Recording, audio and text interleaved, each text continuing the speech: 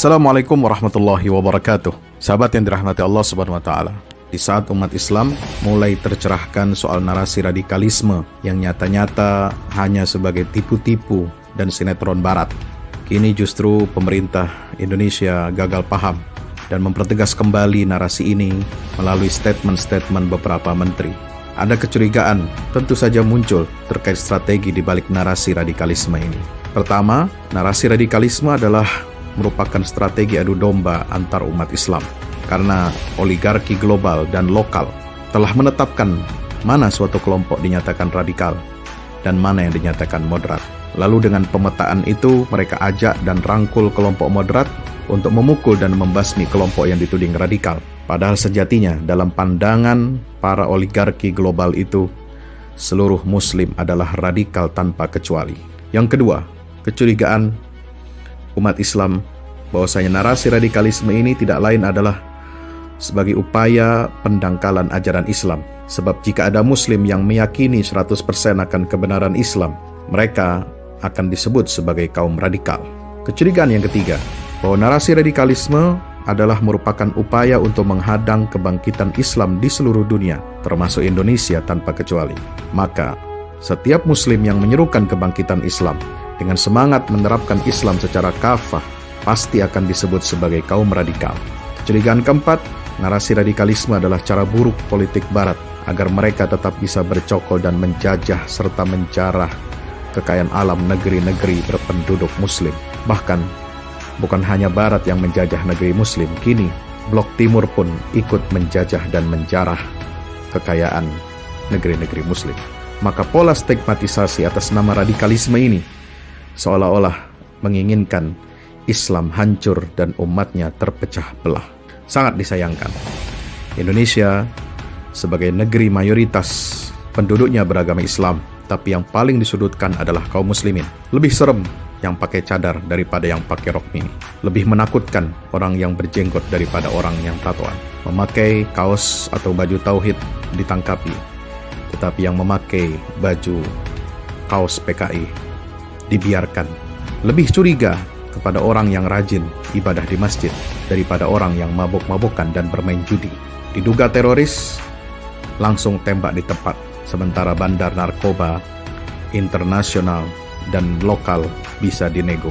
Kini aliran sesat lebih ditolerir daripada upaya penegakan syariat Islam.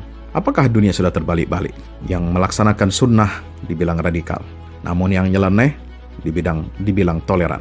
Yang berkomitmen untuk berjilbab syar'i dikatakan ekstrim, namun yang setengah telanjang dianggap modern.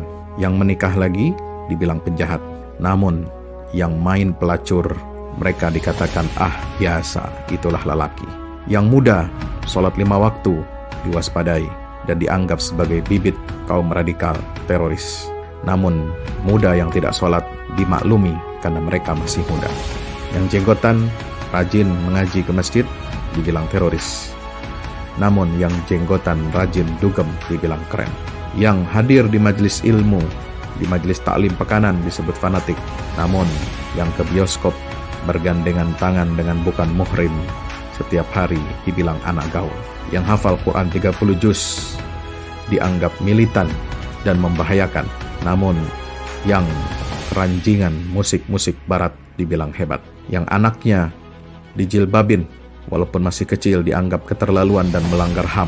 Apalagi kemarin ada yang mengatakan anak usia 10 tahun sudah diperkenalkan mana yang muhrim dan bukan muhrim, itu dianggap sebagai virus jahat. Luar biasa kejinya tuduhan ini. Namun sementara yang anaknya pakai rok mini dibilang imut-imut, yang pakai baju koko apalagi berlambang Palestina dibilang soalim, namun yang tidak pakai baju sama sekali dibilang jantan. Yang setiap harinya bicara tentang Islam di media sosial dibilang sok ustad, tetapi yang hari-harinya diisi dengan gibah dibilang up to date. Media-media Islam disebut radikal, namun media-media yang menyebarkan pornografi dan porno aksi dianggap suatu kewajaran.